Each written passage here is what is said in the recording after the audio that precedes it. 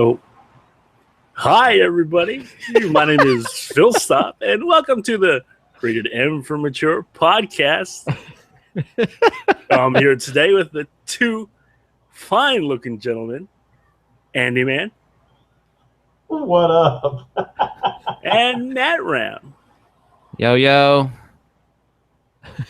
On this wonderful Sunday afternoon, just after viewing the Cowboys decimating their opponent, and we're here to talk about Console Wars Part 2. Wow. It's that time of the year during the life cycle of a console where they get refreshed to make themselves more Relevant. economically relevant. Oh, dear Lord. Today we're talking about the comparisons between the Wii U and the upcoming Wii Switch. And we're going into details between the Xbox One Slim and the Xbox One. And then we will also cover the delectable details between the differences and the nuances found between the different iterations of the PlayStation. This is our fault, you guys.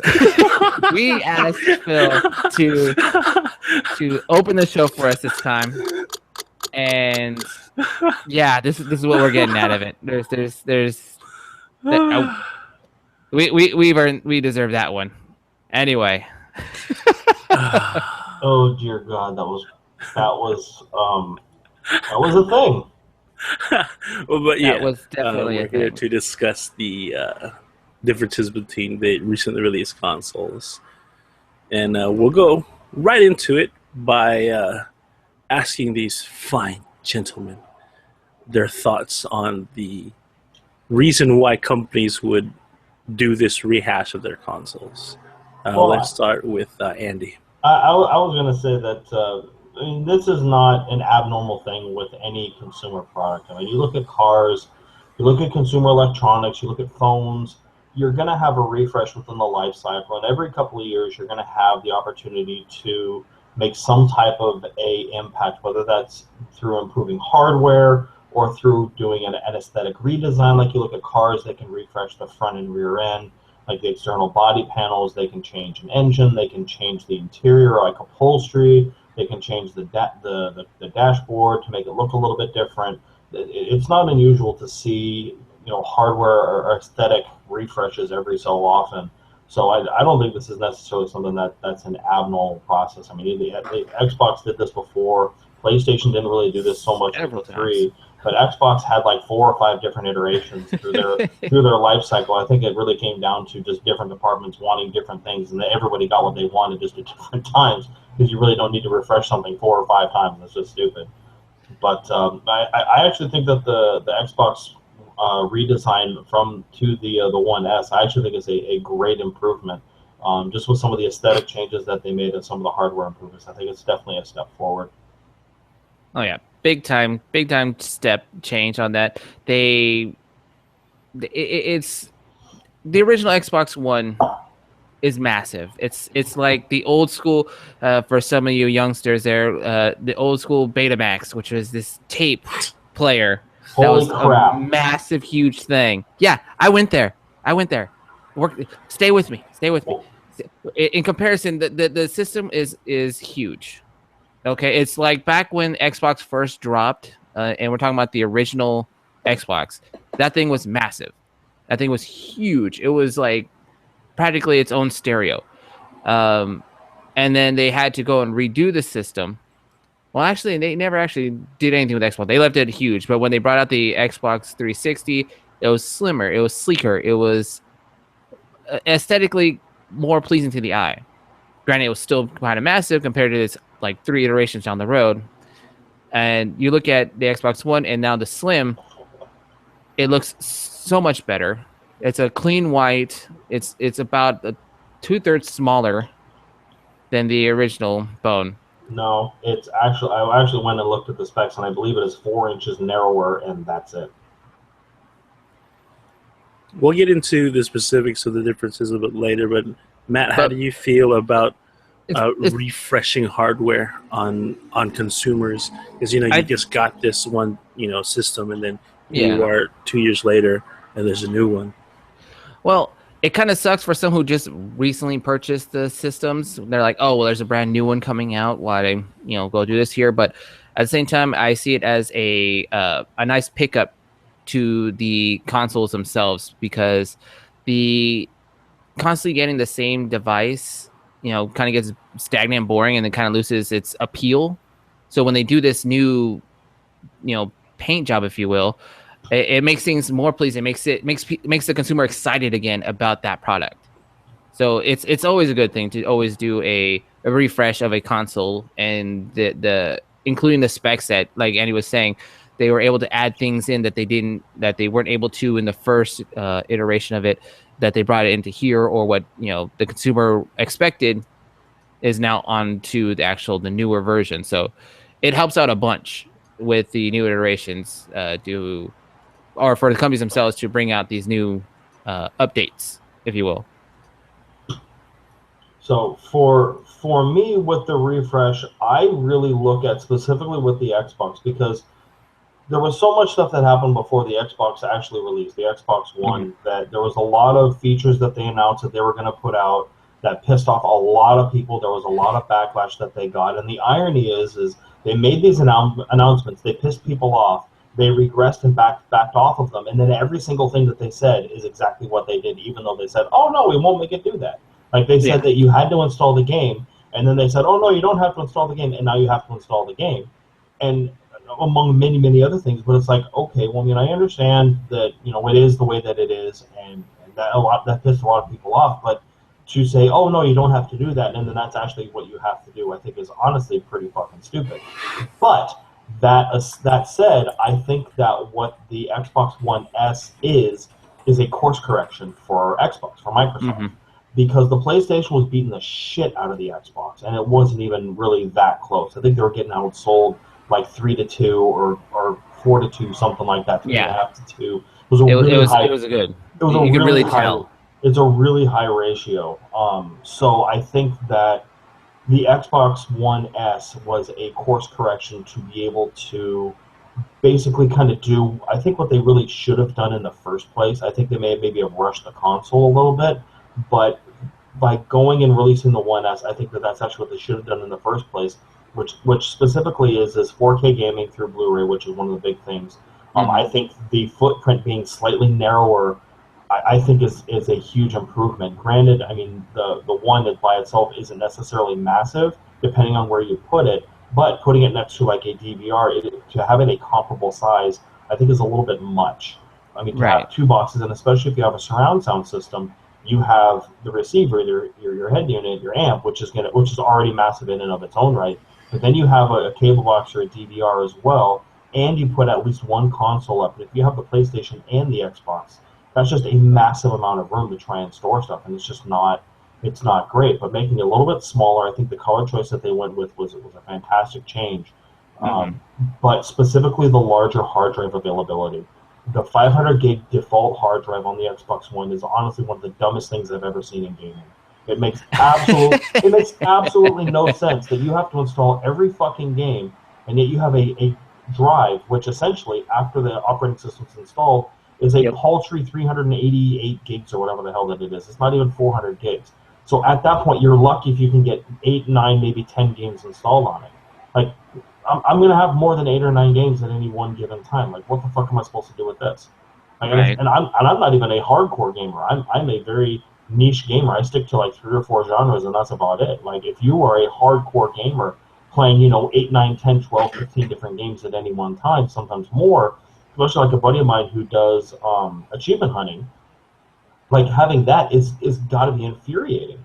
And basically putting your customers in a position where they have to go and purchase an external hard drive is stupid.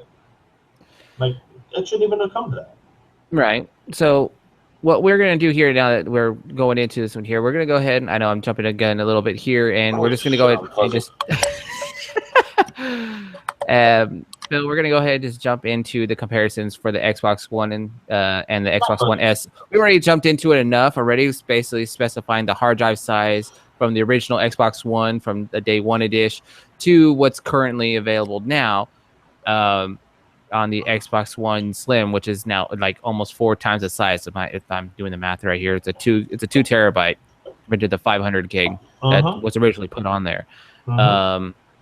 As far as like aesthetics concerned, like yes, it's slimmer and it looks great. They also think they included, which was something that the original 360 was capable of doing, was actually standing upright.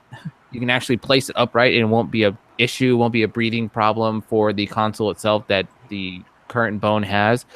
And the control syncing is now Bluetoothed, so it's a lot easier, more reliable compared to what's currently being used on the Xbox One right now. Lot lighter on the controller side, and they've updated the actual controller to no longer require the little adapter for the headsets. So you're no longer just like set to only use what's given to you. It's now set to use any, was it a 3.4? 3.5.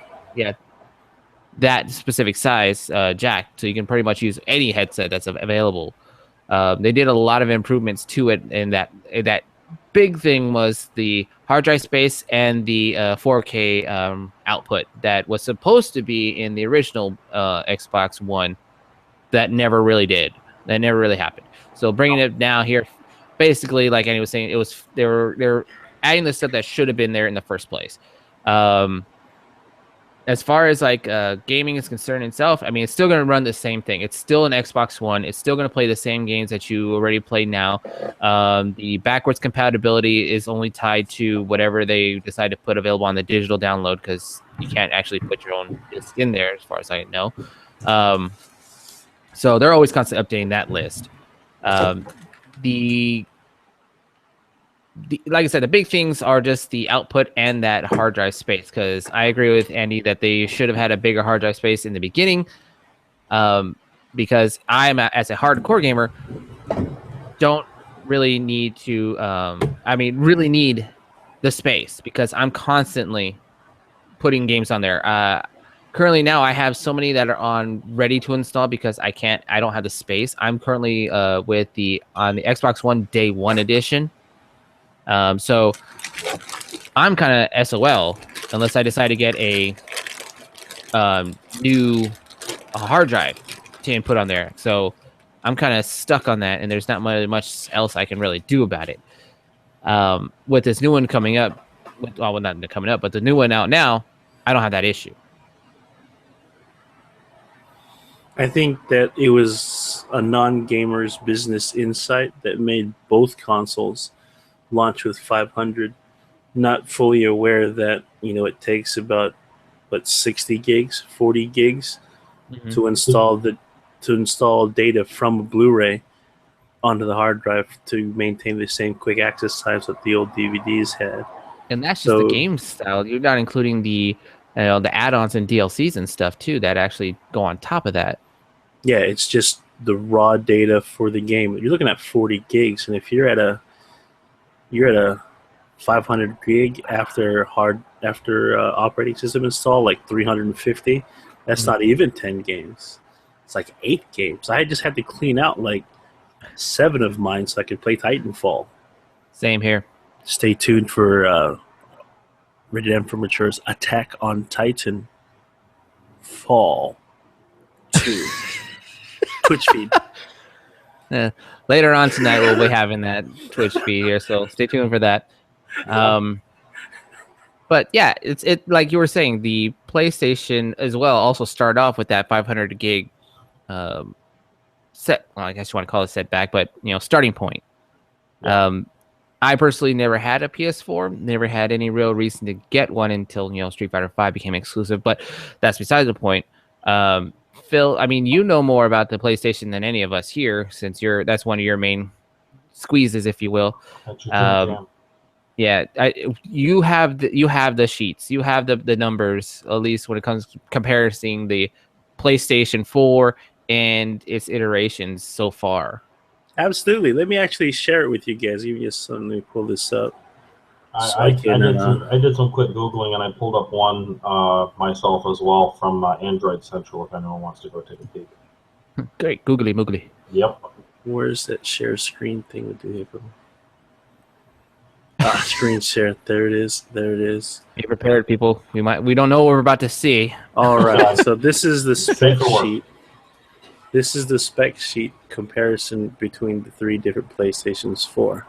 On the far right is going to be the PlayStation 4 when it launched, and then the PlayStation 4 Slim and the Pro. If you look at the Slim and the 4, there isn't much difference, technology-wise. The biggest differences are going to be the upgrade in Bluetooth 4.0, so you have more compatibility with Bluetooth devices. It was a pain to get a Bluetooth headset that actually worked with the PS4. Oh, yeah. Now that it's switched over to Bluetooth 4, it's going to have a wider range of compatibility. The big one here, too, is the jump from HDMI 1.4 to HDMI 2. Yep. This gives you faster communication, so it gives you the ability to go 4K. And those are going to be the biggest technological enhancements. Dang, Phil, to come and get you. Apparently, the local police department heard your intro, and they are coming to correct the situation. Yeah, it's actually the copyright police. They're a little ticked off that I did that Titanfall thing. Oh, my God. But if you look at the dimensions of the 2 devices, it's not that much different. So No. if you have a 4, it's not really worth it to go to the Slim unless you're really into 4K gaming and 4K movies. But if you're really doing 4K movies, you might as well have a good 4K TV too. Well, the other thing to look at as well is not just the output, but it's also just the aesthetics of the physical device itself. It's a lot easier to place on your shelves or what have you.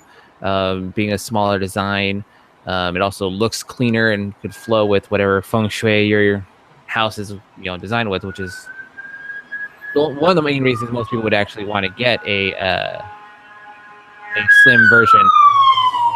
No, they are really after you, Phil. I know, dang man, It's that like Titanfall.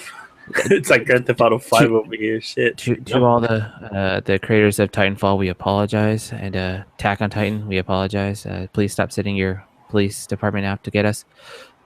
Anyway, the biggest jumps are going to be between the 4 and even the Slim to the Pro, because the Pro actually jumps up in weight.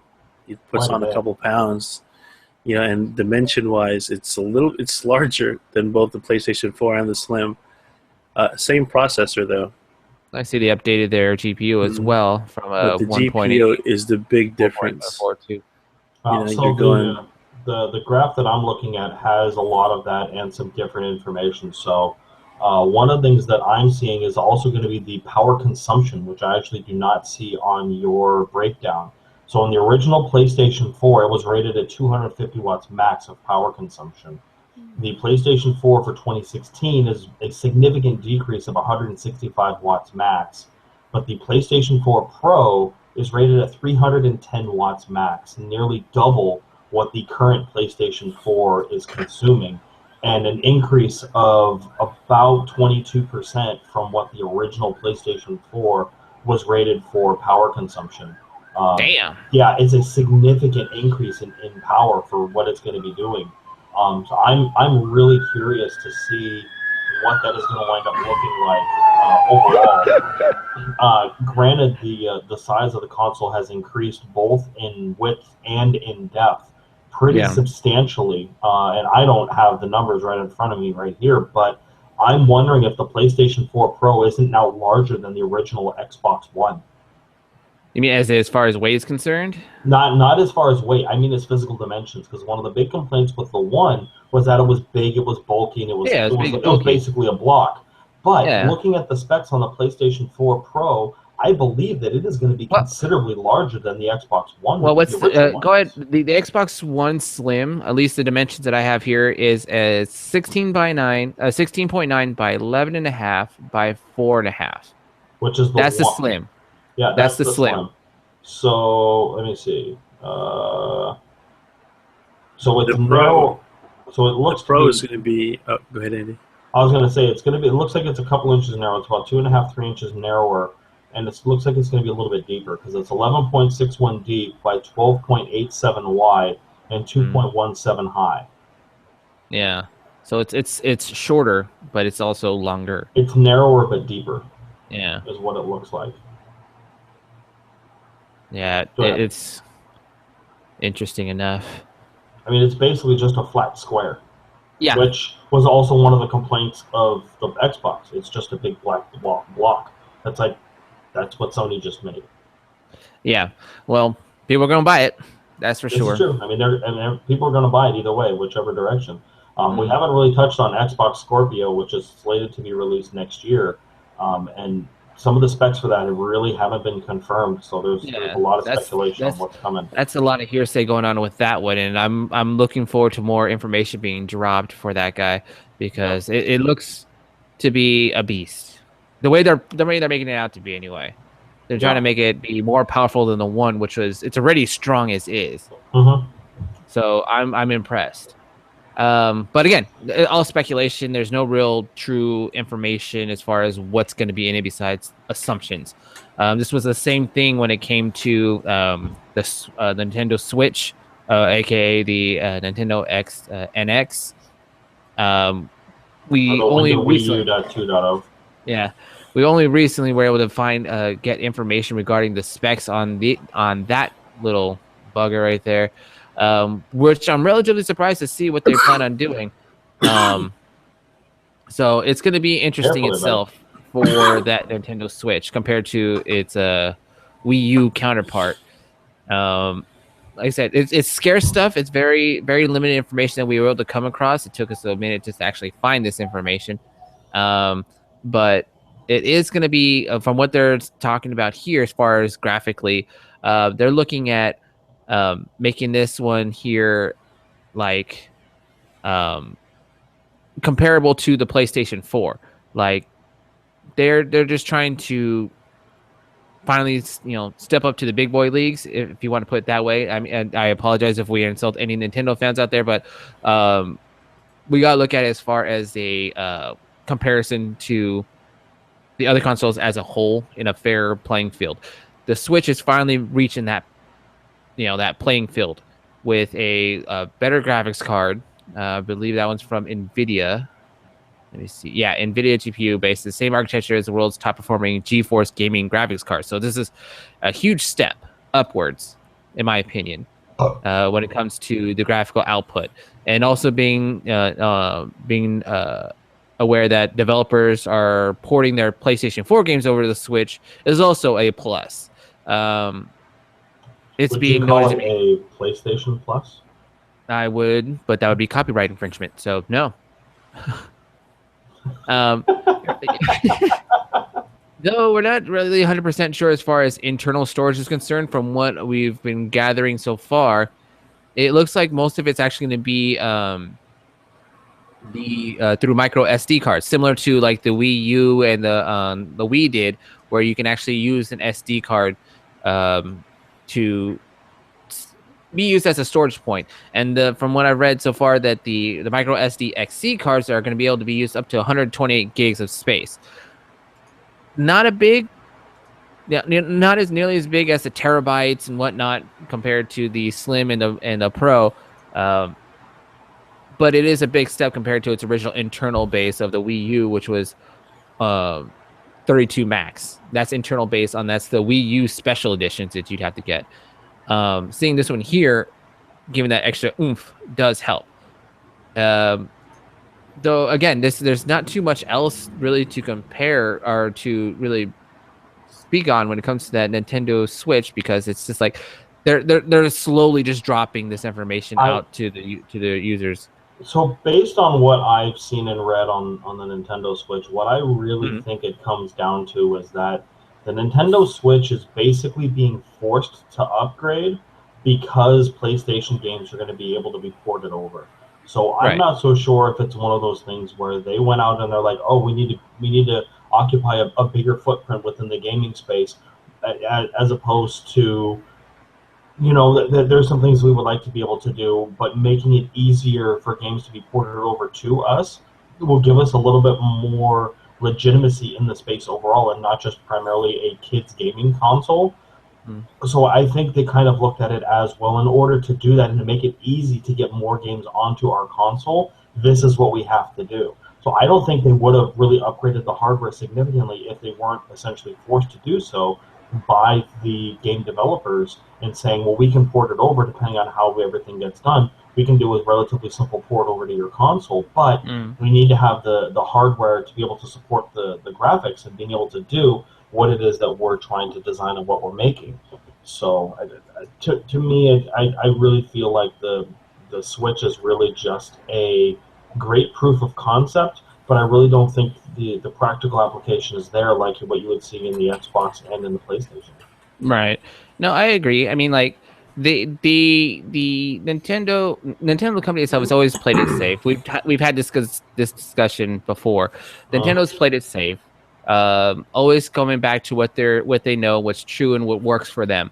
And this one here, this to me is a bold step outside of their comfort zone when it comes to what they're putting out there as far as what's within the console itself, not necessarily what the console is, but what's the internal pieces are, and that it's finally being comparable to the Xbox One and the PlayStation 4. It never had that before. This is the Wii U itself was basically a huge step from the Wii, but it still wasn't enough to be compared to the 360 and PlayStation 3 at those times when they were both released. It didn't really have much to go on. I mean, now it's slowly picking up steam, but now they're no longer making Wii U's. They're not only putting in production anymore, they're going to be focusing on the Switch. I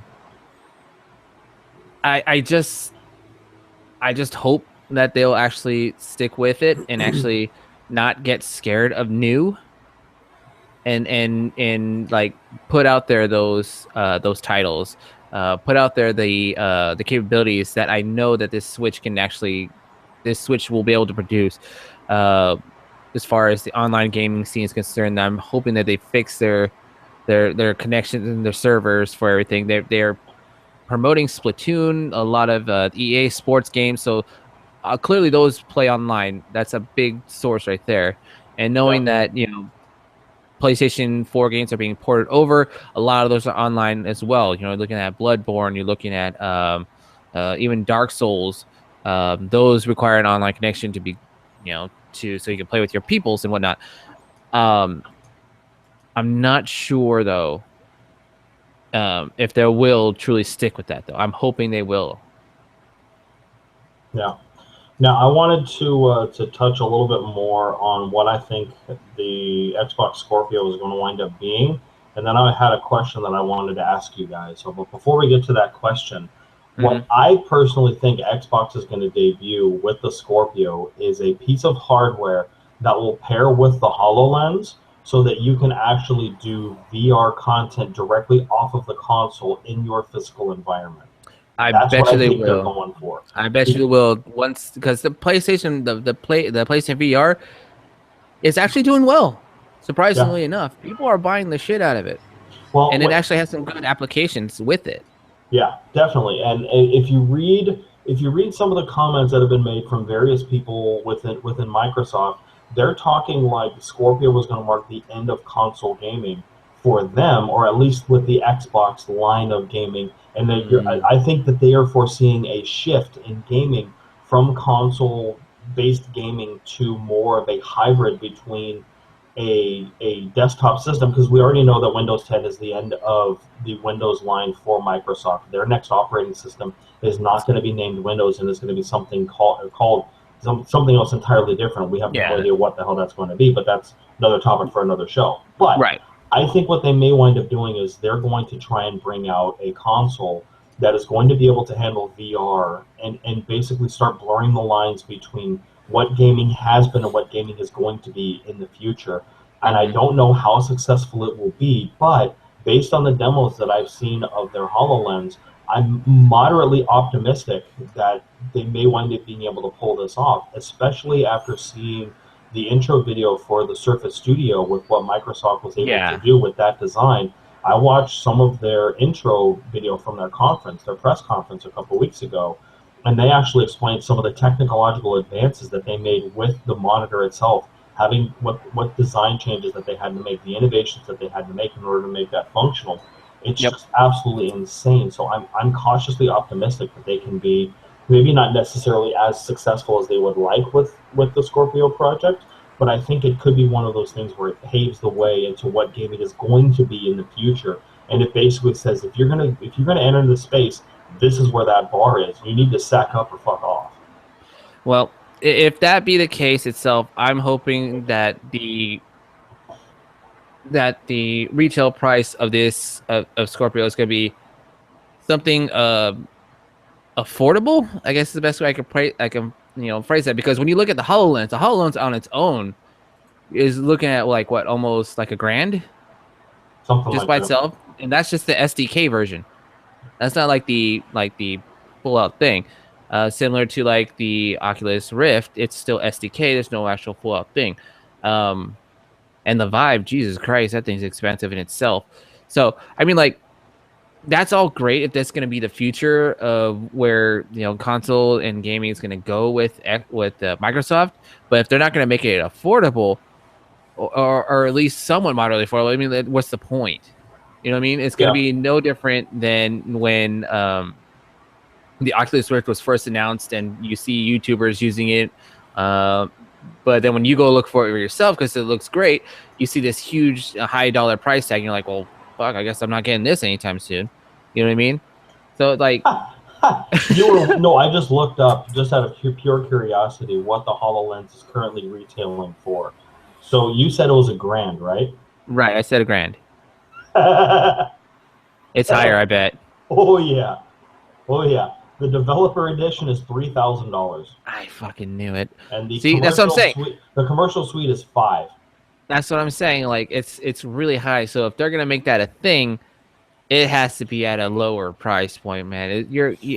No one's gonna pay that amount just for a gaming console, if you will. But if it's going the way you're saying, that it's gonna be more or less towards no longer just being the gaming thing, but an all around type of thing. From what the demos I've seen, and I'm pretty sure everyone else has seen the exact same ones, the HoloLens has huge potential to be this amazing device for just creativity, lounging, and just gaming. Especially when they show the demonstration for the culmination of Minecraft with the HoloLens. It looks fantastic. So Yep. if that's going to be the case itself, I wouldn't doubt if at some point it does get lowered in price. But as of right now, I'm not seeing anything worth like losing your mind over just yet. I have some thoughts on that, but Phil, get in here. What do you think is going to happen with Xbox Scorpio? What do you foresee? It'll just be another console. It's not going to be anything different. He's not wrong. It is going to be another console. But I mean, like, do you like think it's going to like be the next wow factor in No. the console game world? Because I mean, like, No. that's what the Switch is trying to hit with their pulling off and taking out and about type of gameplay. That's their gimmick. I mean, you think the lens is going to be enough No. to warrant to be this new amazing console? No. The average consumer isn't ready for VR. They're just not. Because it costs too much. Right? Even the PlayStation VR is like, what, $200-$300? Yeah, it's practically a PlayStation 4. Yeah, I'm not going to buy a new PlayStation 4 just to add on a VR aspect when there's no games for it. It's like when 4K came out. You don't want a 4K now because there's no content. But you'd rather go OLED. Mm-hmm. You'd rather go with OLED at the time because it gave you an improvement in visual experience rather than just 4K. So we'll still be playing consoles like we are until the technology for immersion gameplay is going to be around $200-$300. Yeah. for a complete set. I think that price point is still a ways off. What I see, what I think is going to happen is the Scorpio is going to have the hardware internally to be able to handle running and basically being the backbone of a VR immersion type experience. And yes, I think initially there is going to be a very high entry point, but just like you were saying with 4K, when those TVs first came out, the Sony 4K TV, the 55 and 65 inch, were $4 and $5 grand each, Yep. respectively. So there was a very high initial point, but people aren't going to start making the content for that until there is enough hardware in the marketplace to demand it and to support it, and for them to get their initial investment to get that back out of it. So I think what they're going to wind up doing is they're basically releasing the hardware on the console now with the intention of basically the headset being more respectful and more price appropriate for the average consumer, say in 2 or 3 years. Like, well, if you really want it, you can get that right now. It's going to wind up costing you quite a bit to get there, but we have the technical hardware to be able to do it. It's just really expensive because it's basically a new marketplace that we're just really starting to enter. So you can pay that premium to get it now, but in 2 years, I bet you they would go and redesign the headset that they have, which looks absolutely fantastic. I'm not going to lie. That is a beautiful piece of hardware that they've designed with the HoloLens. But it's still astronomically expensive, and it's definitely not something that the average consumer would want or can afford. Also, that is not something the average consumer is going to enjoy wearing because it's not exactly small or easy to, or what I would imagine, terribly comfortable. And if you want to try to put that on someone who's a teenager or a kid, good fucking luck with that. It barely sits still to eat dinner, let alone try and sit there and play video games. There's going to be a lot of broken stuff, similar to Wii U's issue with their Wiimotes and stuff. Right. So, yeah, no, it's going to be a huge problem. Right. Now we've kind of touched on what the Scorpio is, and we already know a bit about the PlayStation Pro, and we've talked a little bit about the Switch. Now, I want to pose this question to you guys. Now, and I want you to answer this question. Take turns back and forth with each console. Start with the Xbox, then with the PlayStation, then with the Nintendo. Is right now the right time to buy, or do you wait for the next generation stuff, the next refresh? Do you wait for that for next year? Because the Switch we believe should be out next year. The PlayStation Pro should be coming out here in the near future, and Microsoft has already confirmed that the Scorpio project will be out for the holidays next year. So, if I'm the consumer, do I buy now or do I wait a year and get the upgraded hardware? Okay, well, let me say it this way: are those new consoles, or at least so far, we'll start with the Xbox setup here. Scorpio, is that going to be backwards compatible with the stuff that's out? I will presume that the Xbox Scorpio and the PlayStation 4 Pro are both going to be backwards compatible, are both going to have a 1 terabit hard drive internally minimum, and is also going to have the same $400 price point. Let's just assume that to make the playground nice and level. It's hard to say. It's hard to believe that one there because that's what was said about the Xbox One, and then lo and behold, there was no backward compatibility till way later down the line. But if we're making those even playing field when it comes to backwards compatibility and whatnot, I'd say wait.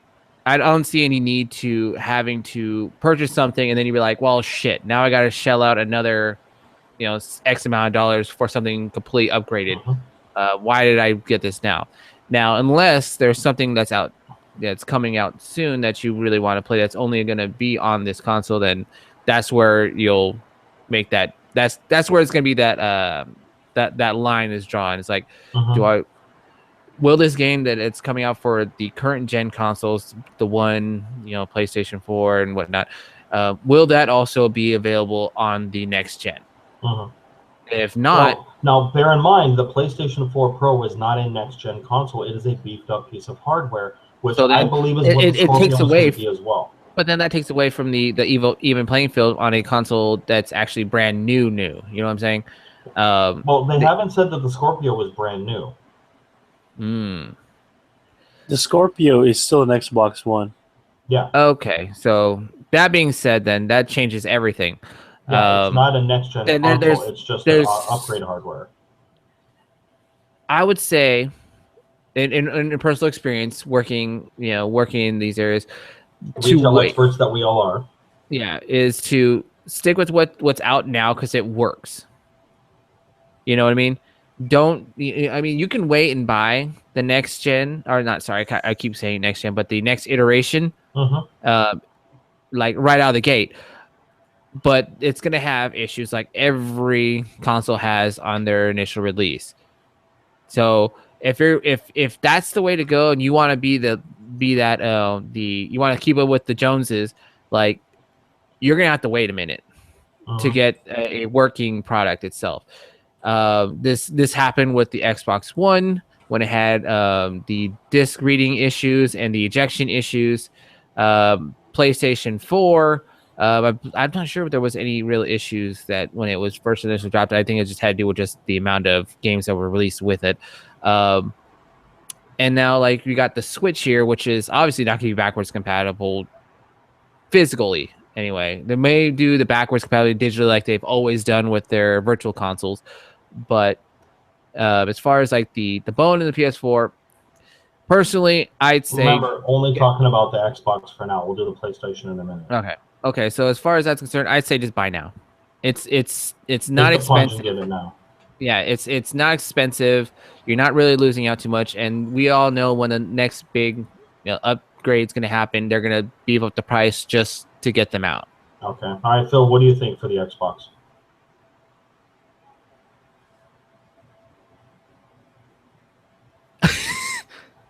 He's pondering. Yeah, I know. I would buy now. Mm-hmm. Why?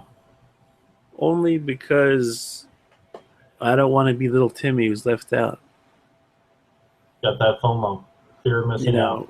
My homies are playing Titanfall and Battlefield, and then they're going to be playing Call of Duty, and here I am on my Xbox 360. Yeah. Let's play. So right. if you can wait and you can have that funds up front when the new consoles drop, then yeah, go for it and wait. But if you want something to do right now, then I would just get it because they are still consoles. And to the point that Matt said, there's going to be issues at day one, so you could always wait until the second shipment or the third shipment. Yep. So I would just go now, build your library, see what you like, and see how long you want to stay invested with the Xbox console. Now, for me, as I was listening to you talk, it occurred to me that honestly, I really think it depends on the individual. I really don't think there is a blanket answer to this question for really any of the consoles, because I think it really depends on what you currently have and what it is that you're trying to do and what you care about.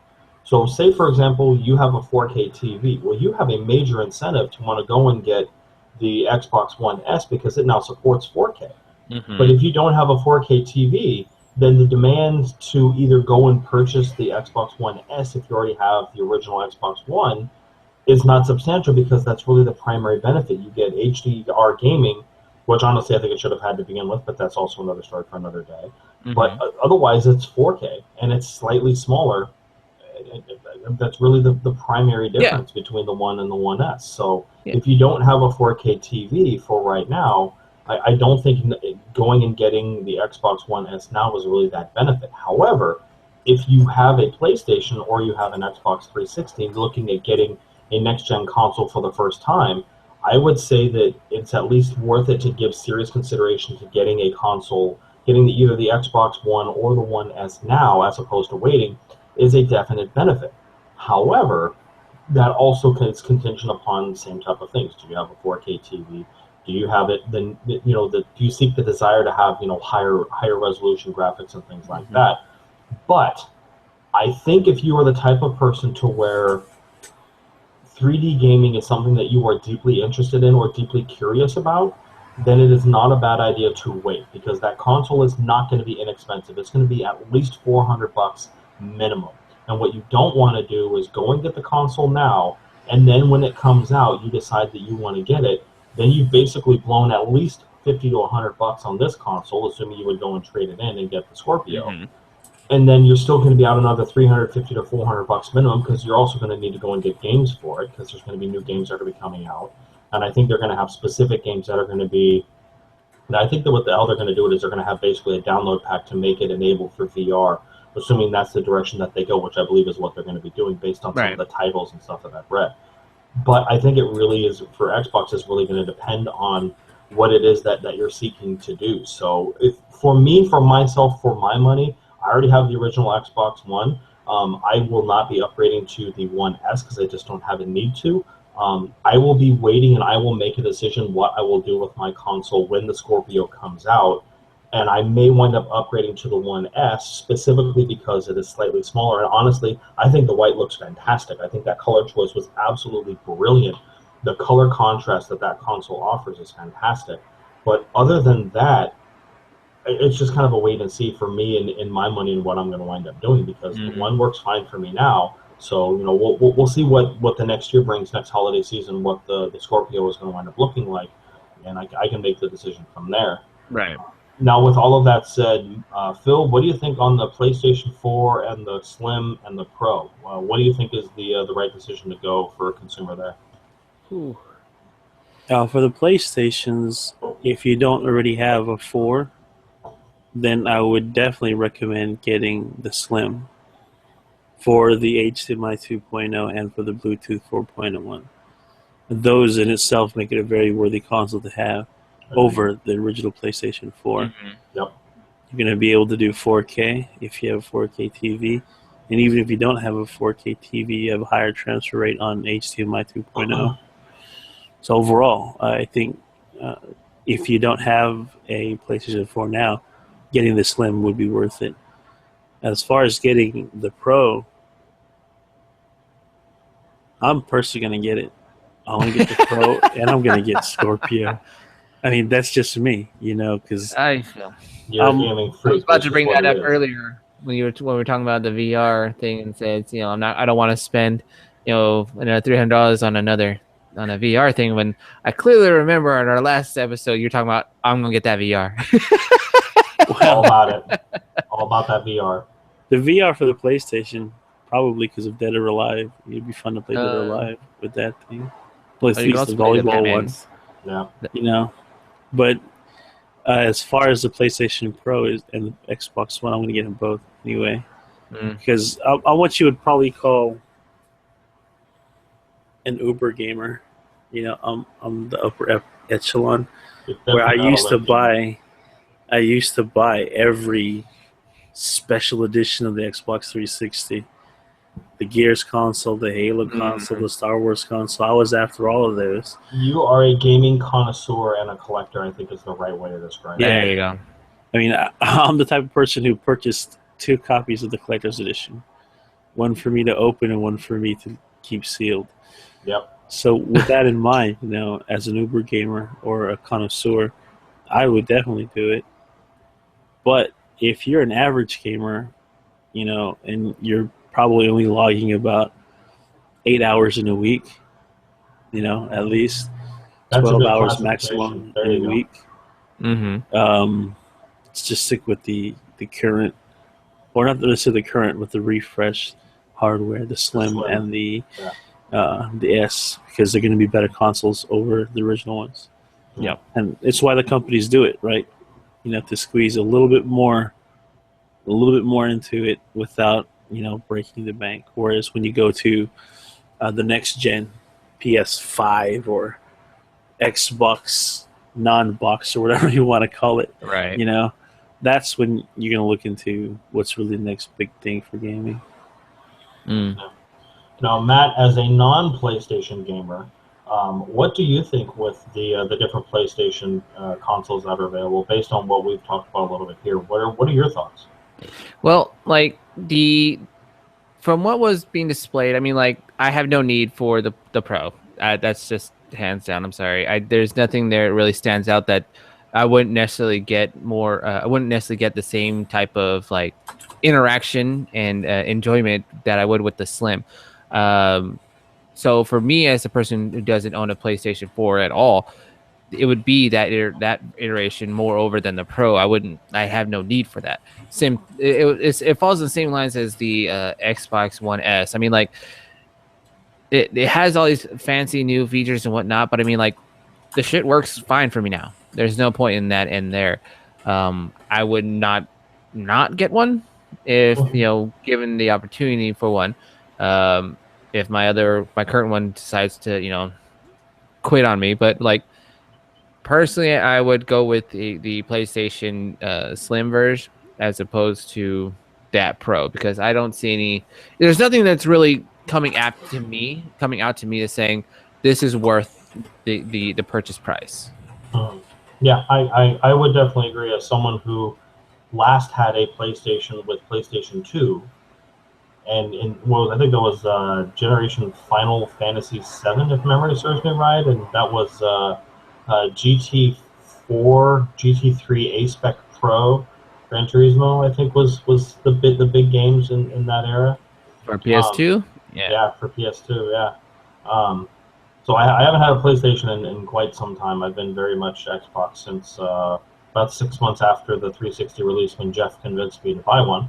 Thank you, Jeff, by the way. That's been almost, I think, 10 years now since I took that plunge. Dirty bastard. But for me as a non-PlayStation owner, for me, whether I would go with the Pro or if I would go with the Slim would really depend on what the big benefits are to the Pro, and I would need to look into it and do more research. And granted, the Pro hasn't even come out yet; it's still not coming out until next year. Right. I would need to see what games are going to be coming out, what the specific benefits that they add are. I'm not opposed to the Pro if I were to get one, but based on what I've seen and what I've read with PlayStation so far, I would probably be leaning more towards the Slim as a consumer because there's just right now I do most of my gaming on Xbox as opposed to PlayStation. So if I'm really going to invest money in hardware, I'm either going to invest it in my PC and upgrade my PC, or I'm going to instead upgrade my Xbox to the Scorpio. The PlayStation would be primarily for a couple of specific games, so I don't see the benefit in investing $400 when I can basically get the same level of enjoyment for $250 or $300, like kind of like what you were saying. There's just not a major need for me to go and get the Pro based on what I've seen so far. So, right. And again, all this again for those watching and whatnot. This is all based on our own personal opinions when it comes to the next iterations of devices, whether they be consoles, computers, tabs, what have you. This is all just our own personal opinion. We would, if it doesn't fit the need to get one, then we just won't. That's just how it is. I'm pretty sure that's a good generalization to a lot of consumer, but for the hardcore gamers like Phil, who doesn't have any issues with what's being written out. Games. Yeah. This type of opinion wouldn't necessarily apply. But for people who are like, my shit works, there's no need to replace something that works. It's like my car runs, but I feel like getting a brand new Tesla just because it's it's a Tesla type of thing. You know what I mean? Absolutely. Yeah. So, last but not least, with the Wii U versus the Switch. Granted, tough call. It's a tough call. There's a lot of stuff that a lot of stuff has really been confirmed. Mm-hmm. So with the PlayStation Switch, do you think that, or not the PlayStation Switch, the Nintendo Switch? Thank you, Derp. Get busy sitting here reading something, and then you just say what it is that you're reading without actually thinking. Yep. So with the Nintendo Switch, do you think it would be, based on what we've seen so far with the demo videos and a little bit of hardware information that has been released, do you think that would be a worthwhile investment as a consumer, either for you or for the average consumer, or would the Wii U be a better way to go? Ooh, I don't know. I'll let Phil jump in first before I, give my tangent. Yeah. For the Nintendo console, just don't do it. Well, for those who own Nintendo, we apologize for Phil's outbursts. Well, I'll tell you why. Computer Products of America, we sincerely apologize. I'll tell you why, and it's basically going to be, from my perspective, as the games that came out for it, the games that are coming out for it, both the Wii U and the next. The Wii U had some pretty solid titles. Like I almost got one because of Bayonetta 2. Mm-hmm. And I've heard the Mario game was also pretty epic on it. And of course Smash Brothers is on it. Yeah. Right? But Mm-hmm. it's just that's it, really. Unless you're one of those, really casual. I only play maybe 5 hours in a week type of person, and I don't really care what game I play as long as it's some. Oh, this is neat. Haha, tennis. Woohoo. You know, then there isn't much more that the Wii can give you. Mm-hmm. I just, if you're a gamer, I wouldn't do it. But if you are just, a non-gamer looking for some sort of entertainment device for a bunch of people, sure, get a Wii U. All right, Okay. Matt. All right. So first and foremost, there, the Wii U, it was a huge step up towards being more of a like serious console with Smash Bros becoming like an esports game. Um, People play that, train for it, and work their asses off for that particular game that's only available on that console. Same thing with their iteration Splatoon, another esports game that's four on four teams.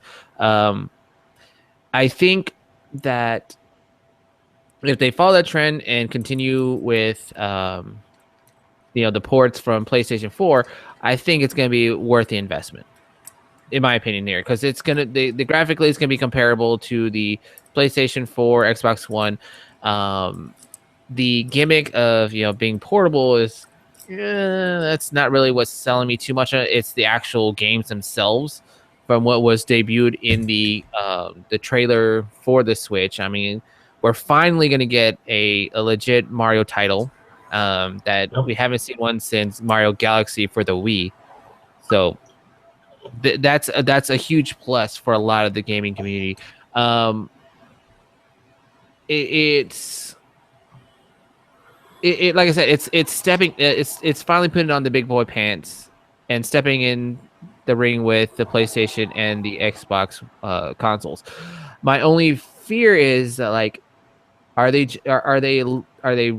on the late train with being finally getting the graphical not input output that the Xbox and the PlayStation have been putting out there for it's been like what 2 years since the Xbox One dropped, and roughly about 2.5 years for the PlayStation 4. So I mean, like, and they're not even out. It's not even out yet. We're still looking in like what the next year is when it's supposed to release, right? Like in the like the holiday season next year, something like that.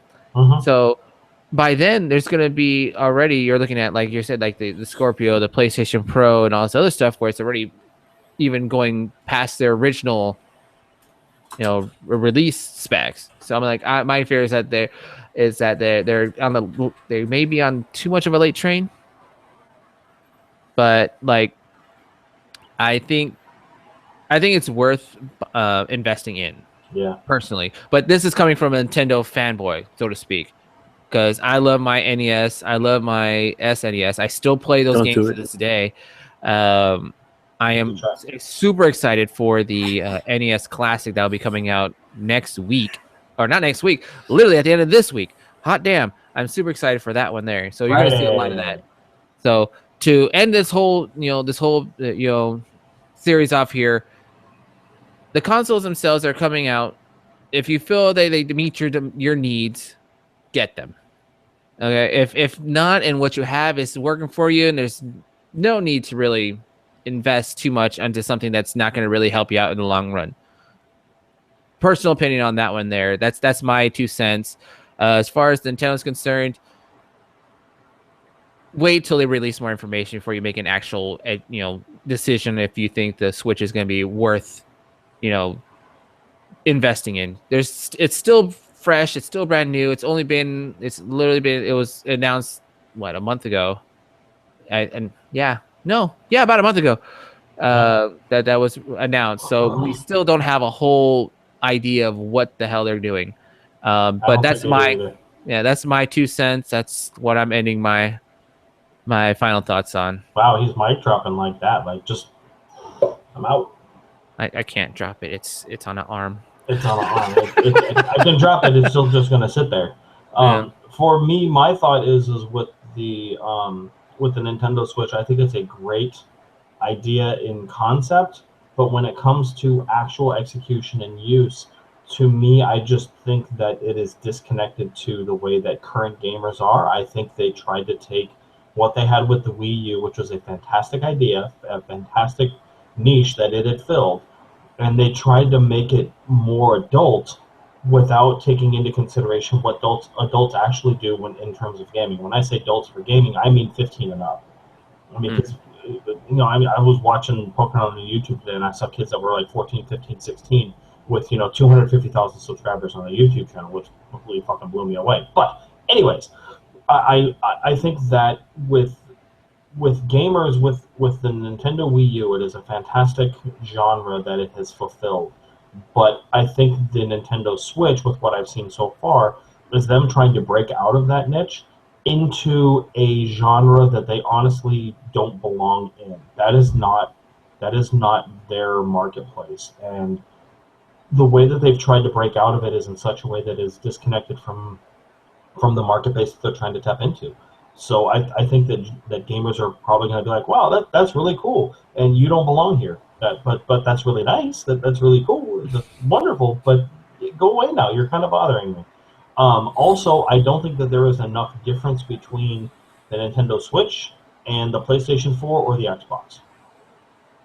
Like, what is the benefit for me to switch off of one of those onto the Nintendo? There really isn't anything. You have Mario, but I can get that on the Wii U if I really, really want to play Mario, or I can get an emulator and I can play the older versions. What is it about the Nintendo Switch that is going to bring me on board that I can't do on any other console or any other device that I have? And right now, they don't have anything where they can say, this is ours, fuck you guys, you want this. They don't have that. And I think that them trying to get out of the space that they're in without being able to have that one thing that they can plant their flag in and say, this is ours, everybody wants this. I think that's honestly what's going to want to kind of dooming them within the next generation console conversation, because they just don't have anything that they don't really have any exclusives aside from Mario, which is what they've always had. So it's just kind of like, well, thanks for coming by, but that's just kind of cute. Go back over there with the kids. Go back to the kids' table. Go away. Again, this is we're going on based on very little information. Again, we don't know what that's going to be, but that's going to be a discussion for another time. Yeah. Phil, your final thoughts? Not My just on final- the NES, on the Switch, but just on the discussions we've had so far. My final thoughts are Xbox, Nintendo, Sony. It all doesn't matter in the end. We're all just gamers. Regardless of where you play, how you play, don't hate, Share the love, share the tips. Maybe bring your friend over to play your Xbox, to be like, hey, bro, we could play on Xbox together. And at the same time, he can invite you over and say, hey, bro, we could play on PlayStation together, Or just jump on the PC and play with everybody. We don't have to narrow ourselves down to one peg hole. You're a gamer. Just game on.